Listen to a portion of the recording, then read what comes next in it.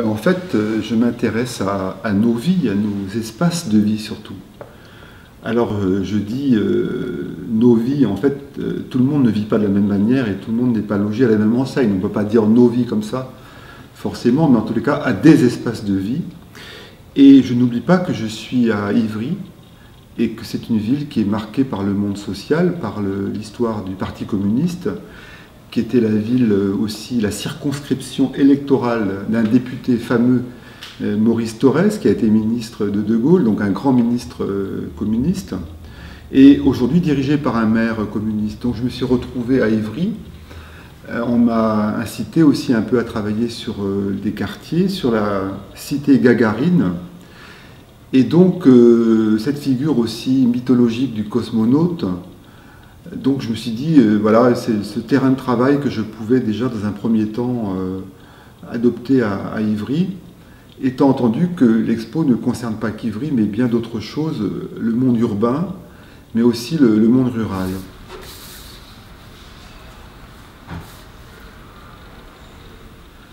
La première œuvre s'appelle « Jérémie se sentait devenir transparent ». C'est une vidéo avec du son, un peu insistant, ce son. C'est une souffleuse de feuilles mortes qui fait ce bruit. Et cette souffleuse de feuilles mortes, elle enlève des bouts de papier sur lesquels sont inscrits des pensées de gens qui ont été victimes de licenciements très durs et abusifs dans une usine qui s'est délocalisée dans la région de Rennes. Voilà, donc cette œuvre parle d'une souffrance au travail et j'ai souhaité la montrer parce que je suis ici dans un lieu, Ivry-sur-Seine, qui est un lieu de lutte en fait. Et du coup, là, j'ai essayé de poser les bases de quelque chose qui peut aussi engendrer des luttes.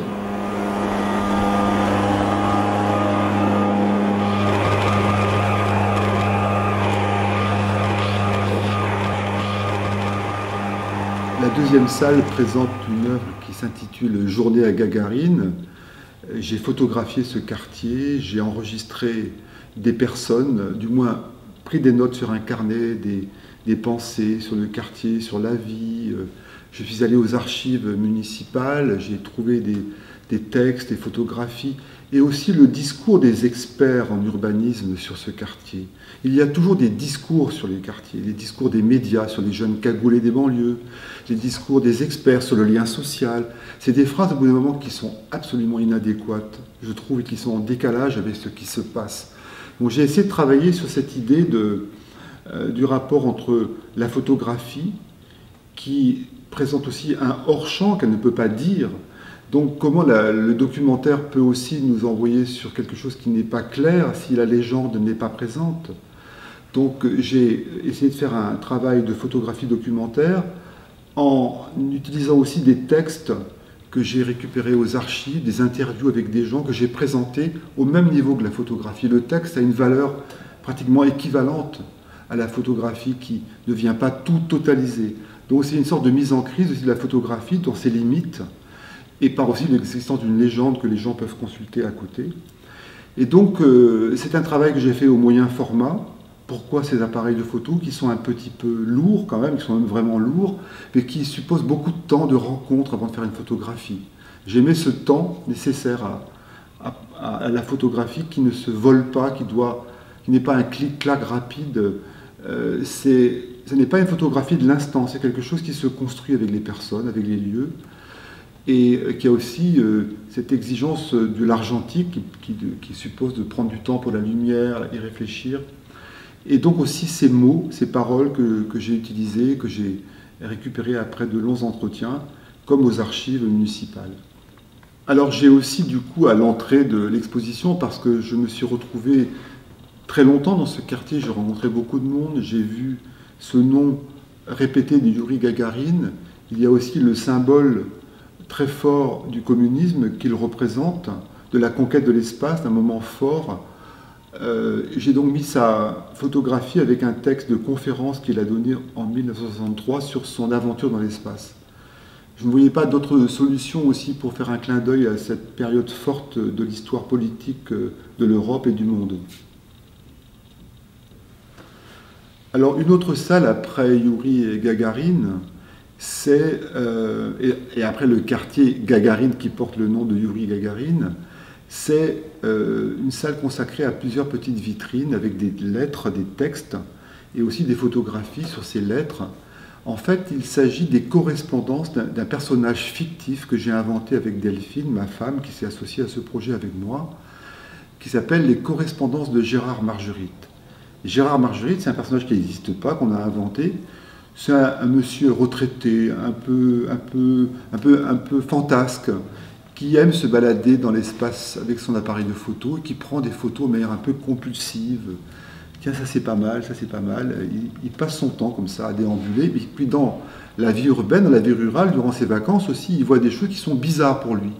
Et il voit une abondance incroyable de publicité commerciale qui parfois le choque. Et qui donc le font penser qu'il faut écrire aux responsables. Donc lui, comme il a le temps, il s'occupe comme il peut. Donc il écrit aux responsables des grandes sociétés et puis aussi des maires qui font de la publicité dans l'espace public. Il leur écrit et il leur dit son mécontentement, parfois mais sans violence, mais aussi il leur dit ses joies. Par exemple, il a écrit à une pharmacienne qu'il trouve formidable parce qu'elle ne montre pas pour une fois des corps parfaits de femmes ou d'hommes dans sa vitrine, mais plutôt une leçon de choses, comme on le faisait autrefois quand il était jeune, Gérard Marguerite, sur la physique, la chimie. Bref, le pharmacien devient un scientifique qui, dans sa devanture, explique au plus grand nombre comment se manifeste un corps, un objet de physique, chimie, voilà. Donc, c'est un personnage qui, comme moi, en fait, s'intéresse à l'espace de la vie en commun. À l'entrée de la salle suivante, il y a un caisson lumineux qui présente une phrase où on parle d'un gardien qui s'appelait Panda.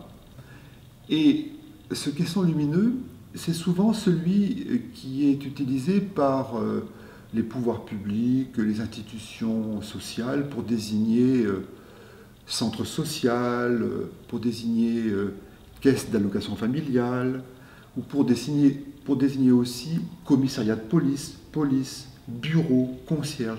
Bref, toutes ces institutions que le monde social et le contrôle social des personnes, et l'aide sociale aussi aux personnes, il faut le dire d'un point de vue généreux aussi, génèrent.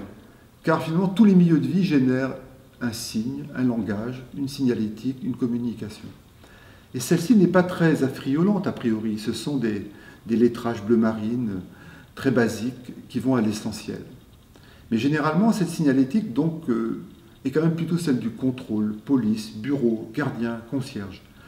Et là, à la place de ces phrases un peu sèches, un peu basiques, j'ai mis des phrases plus chaleureuses. Il y avait un gardien, on l'appelait Panda, on ne le voit plus. Ce sont des phrases que j'ai entendues par mes entretiens dans les quartiers. J'aime me comporter comme un petit sociologue amateur, comme un petit anthropologue amateur, qui n'a aucune visée scientifique, mais qui peut s'amuser aussi, comme Gérard Marguerite fait des photos. Moi, je peux m'amuser à devenir un anthropologue, en fait. Et donc, à la place de mettre police, conciergerie, je mets, pour les amis, je prépare toujours des gâteaux au miel, où je mets, mon prénom signifie septembre, comme je l'ai fait à la Biennale de Lyon. Donc, cette forme, je l'ai déjà utilisée auparavant, et je la recycle parfois, et je l'ai fait ici pour Ivry. Dans la même salle, juste après le gardien Panda, et j'ai présenté une série que j'appelle Solutions pratiques, Solutions non pratiques, qui sont pas des critiques du design, mais enfin une manière de faire un peu de l'anti-design. Parce que la société, elle est de plus en plus designée, en fait. Nous sommes de plus en plus dressés, entre guillemets, par le commerce, et la laideur se vend mal, comme dirait Raymond Loewy, le grand designer américain. Donc, on est dans un monde où finalement, on est guidé et finalement instrumentalisé par le design, même si on prend plaisir à avoir du design. Et souvent, les gens ont une intelligence pratique qui est pratiquement contradictoire du design. Parce que s'il y a un design qui est pratique et qui sert et qui a un usage, je pense au design de l'ingénieur, par exemple, il y a aussi souvent des choses qui sont superflues. Et il y a là, dans ce projet, Solutions pratiques, des personnes qui, à leur domicile, cherchent des solutions pratiques pour résoudre un problème du quotidien, en fait. Ils cherchent à empêcher que la savonnette ne glisse plus quand on veut la saisir dans la salle de bain.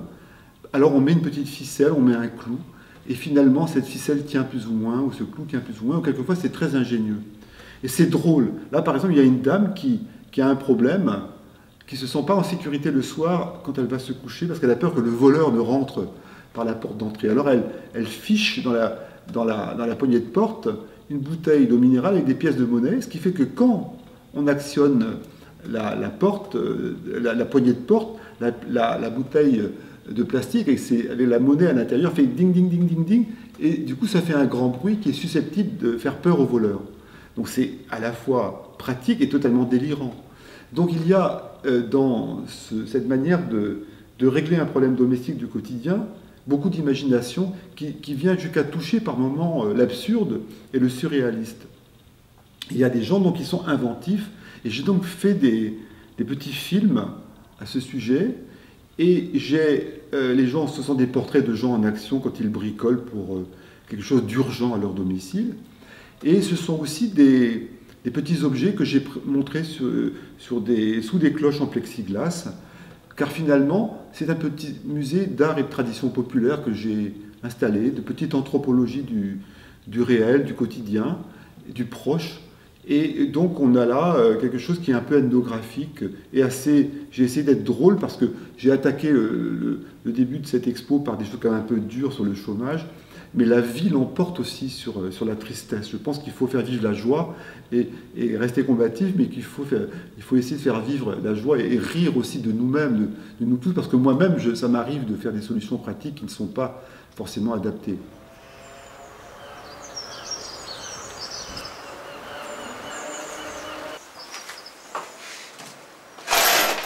J'ai inventé une bouteille à larmes pour me rassurer chez moi.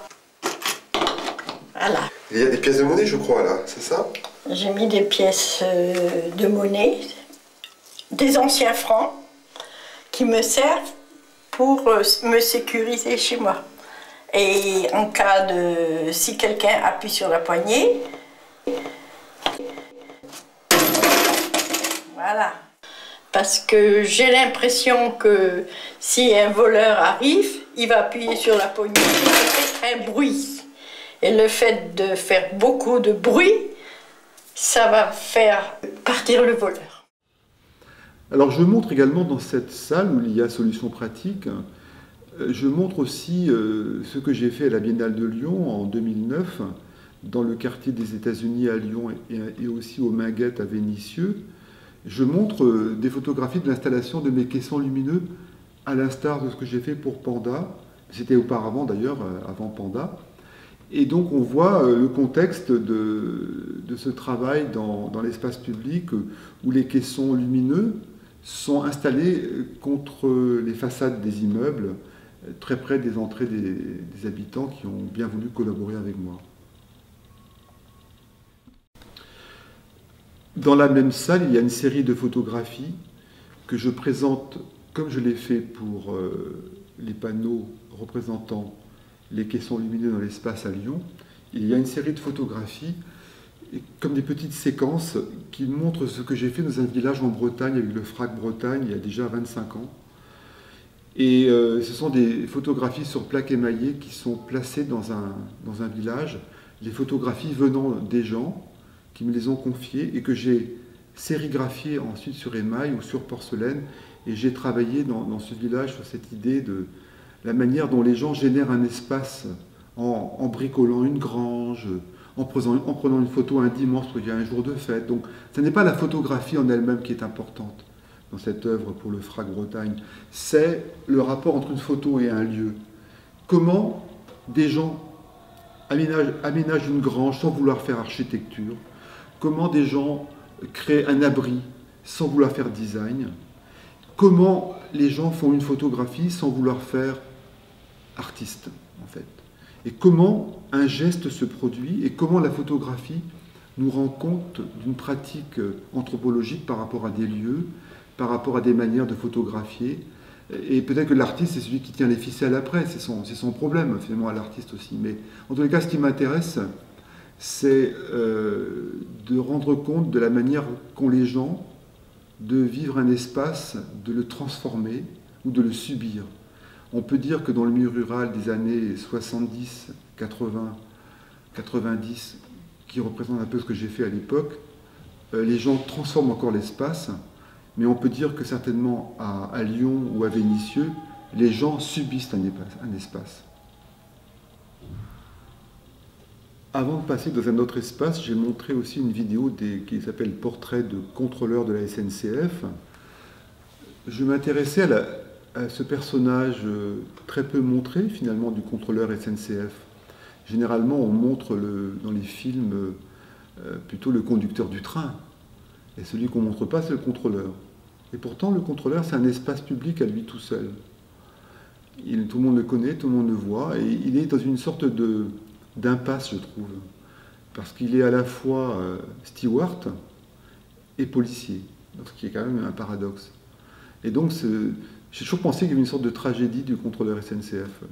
Je leur ai dit d'ailleurs avant de les filmer, ça l'a fait rire, parce qu'en fait, encore une fois, la vie l'emporte sur ce qui peut être difficile. Mais ils reconnaissent que c'est difficile par moment, parce que quand tu vas rentrer dans la voiture et quand tu vas contrôler, tu ne sais pas sur qui tu vas tomber. Et donc, je les ai filmés au petit déjeuner en pensant intensément à eux et aussi en leur demandant de penser à un moment dans le train où c'est pas forcément facile.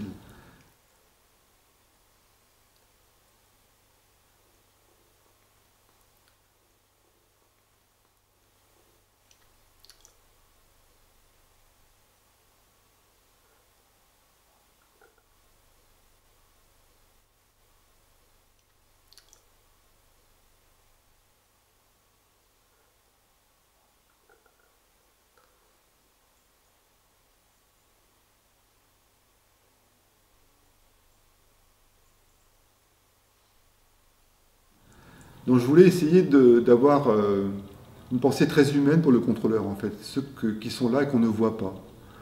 Et me dire, mais comment ils s'en sortent entre le désir de productivité commerciale de la SNCF et aussi la nécessité de la police à faire au bord du train. Je trouve qu'il y a une aporie, comme disent les philosophes, une sorte d'impasse. Et j'ai essayé de travailler quelque chose de très tendu parce que j'ai une pensée pour eux et que je sais que souvent aussi c'est bien, mais que là, en l'occurrence, on a essayé de montrer quelque chose qui était tendu. Oui, tout à l'heure, je disais que je m'intéresse à l'espace des vies professionnelles, dans des quartiers, dans le monde rural, mais je m'intéresse donc aussi, et je le disais avant, aux vies domestiques, la manière dont on trouve une solution pour solution pratique. Et là, en milieu rural aussi, dans le Tarn-et-Garonne, j'ai été invité par un centre d'art qui s'appelle La Cuisine, et à travailler sur la question du repas, en fait, enfin sur la question de la cuisine. Et je suis allé voir des habitants du Tarn-et-Garonne en leur demandant s'ils étaient d'accord que je les filme en mangeant une soupe. Alors vous allez me dire, mais quoi? En plus, là aussi, c'est quelque chose qui pouvait être sensible, parce que quand tu manges de la soupe, tu fais du bruit. Et il ne convient pas forcément dans la tradition française de faire du bruit en mangeant, quoique en Chine, ce soit bien, par exemple. C'est comme ça. Alors j'ai fait attention quand même à respecter les gens à cet égard, mais enfin, ils ont accepté, les gens sont... Quand tu les mets en confiance, ça se passe bien en fait.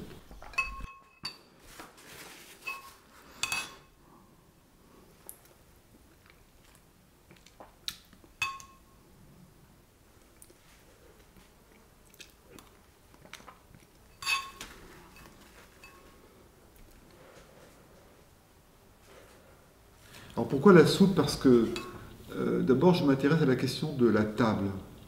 C'est un peu vrai pour les contrôleurs SNCF aussi. On est à table, on prend son petit déjeuner.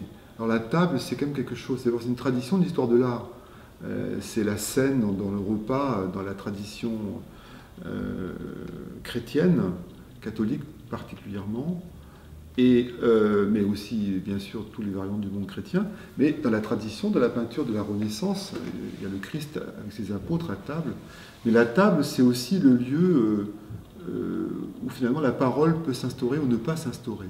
D'ailleurs, les policiers disent aux prévenus devant eux, mets-toi à table, parle.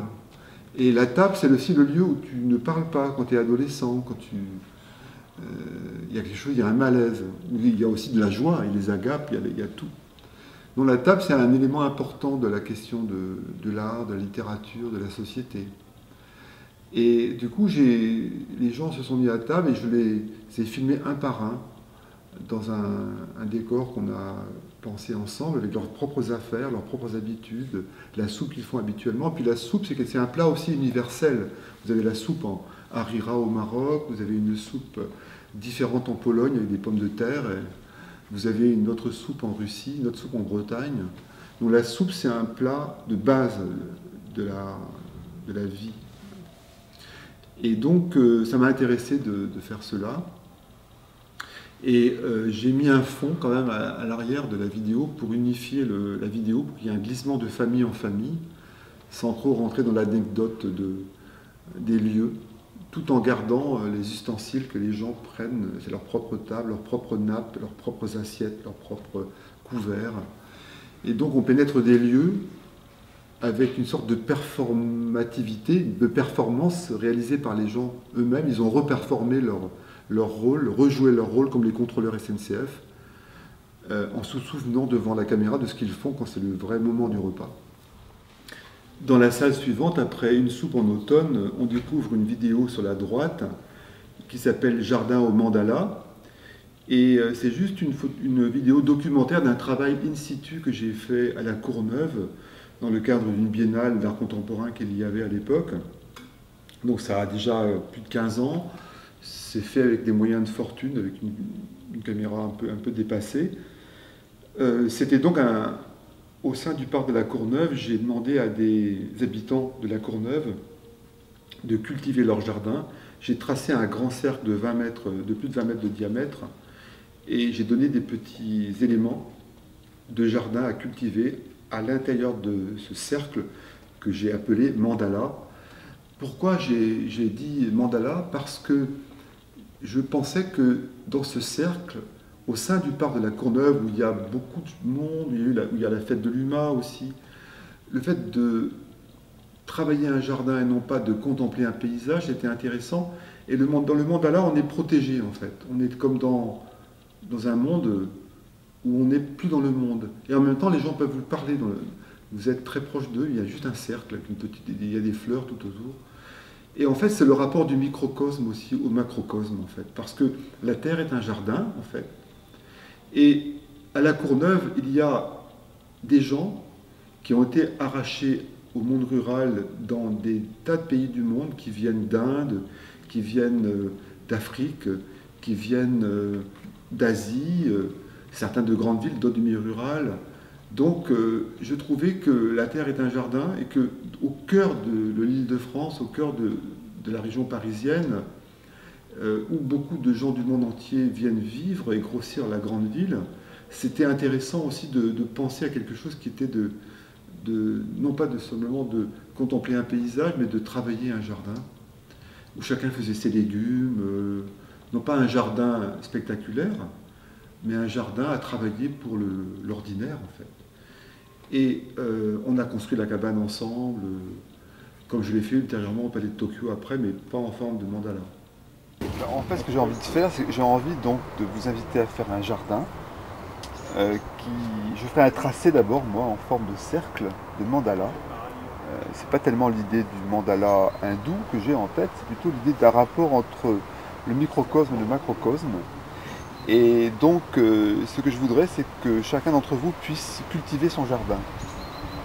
Donc j'aurais envie qu'on coupe le mandala en plusieurs tranches et que des jardiniers amateurs de la Courneuve puissent chacun, à sa manière, créer les bordures, créer une cabane en commun, et que chaque élément, finalement, de ce travail vienne de vous. Et j'aimerais bien donc tracer un cercle et vous demander, dans ce cercle, de faire votre propre jardin, en fait.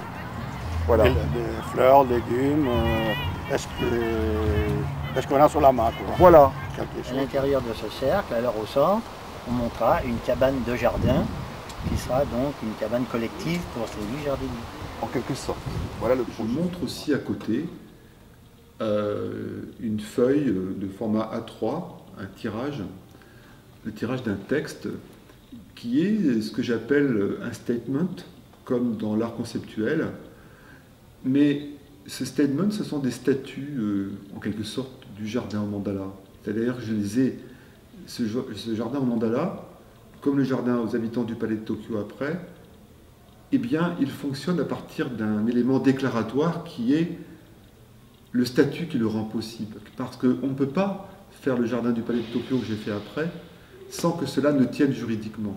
Quand tu abordes la question du territoire, la question des lieux, la question de l'action, que tu n'es pas forcément celui qui fait lui-même, alors tu peux aller chercher dans l'art conceptuel des éléments qui rendent possible une action et une intervention, et en laissant aussi la place aux regardeurs pour penser ou pas, est-ce que c'est une œuvre d'art, est-ce que c'est une sculpture sociale. Donc c'est important les statuts dans mon travail. En l'occurrence, il n'y a pas de statut déposé, c'est juste une déclaration d'association de fait.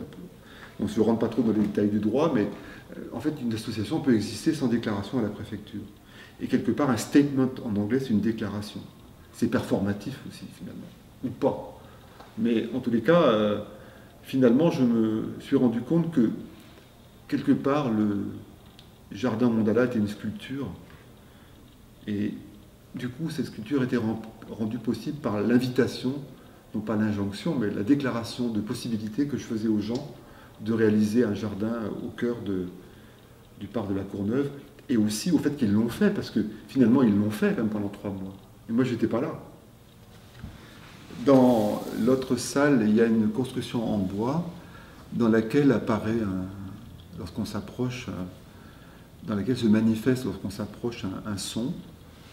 Et il s'agit en fait d'une œuvre sonore que j'ai réalisée il y a 3 à 4 ans avec une commande de la radio de France Culture en fait pour une œuvre qui durait pratiquement 1 heure, mais qui ne dure que 40 minutes en réalité, j'ai réussi à négocier, et qui interroge le monde rural, l'élevage industriel, la manière dont les bêtes sont traitées, et la manière aussi dont les paysans sont traités par un système qu'ils réprouvent souvent eux-mêmes. J'avais observé que les paysans étaient très nombreux, malheureusement, à se suicider parce que dans une impasse sur le sens de leur travail, de la nourriture qu'ils produisaient. Et donc je suis allé voir des paysans et je les ai enregistrés quand ils appellent des bêtes dans les champs. Et là, il y a du paysage, parce que finalement, le paysage sonore, ça existe aussi. Et plus que ça, je leur ai demandé de parler à leurs bêtes, puisque personne ne les écoute, en fait. Donc autant pratiquer le monologue solitaire, mais pas totalement, puisque justement, ils aiment leurs bêtes. Et donc, j'ai fait un travail de cet ordre-là, à partir d'enquêtes, d'entretiens, comme souvent je fais, et que j'ai non pas traduit ce coup-ci par des feuilles de papier qui volent ou par des caissons lumineux, mais finalement les paysans envoient leurs mots, leurs paroles, leurs pensées dans l'espace du paysage, et leurs auditeurs, ce sont leurs propres bêtes, leurs propres vaches, leurs propres moutons. Et c'est donc une métaphore aussi, tout ça, un peu poétique, de l'impossibilité d'être entendu. Encore une fois, puisqu'on ne vous écoute pas, ben vous pouvez parler aux animaux. Et parler c'est Gilles Deleuze qui parlait de cette idée de parler aux bêtes qui meurent. Et je pense que, sans doute, que la lecture de Gilles Deleuze m'a permis de penser cette idée de parler aux bêtes, tout simplement. Et je pense que les poètes parlent aux bêtes, en fait. Voilà comment ce que j'ai fait, mais il y a quand même quelque part une tragédie aussi sur la violence qui est faite aux animaux et qui donc est faite aux hommes. Et ça pose la question, bien sûr, d'écologie, mais sans que je fasse la morale à qui que ce soit. J'ai essayé de trouver une forme artistique permettant de toucher le sensible, et les gens comprennent aussi par eux-mêmes sans qu'on leur fasse la morale. Libellule, on ne nous paye pas le prix des choses.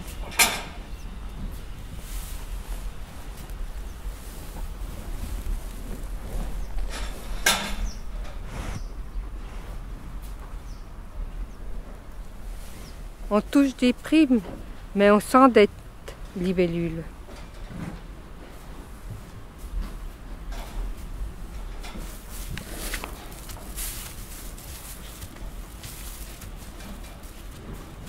Libellule, libellule, libellule, viens, viens.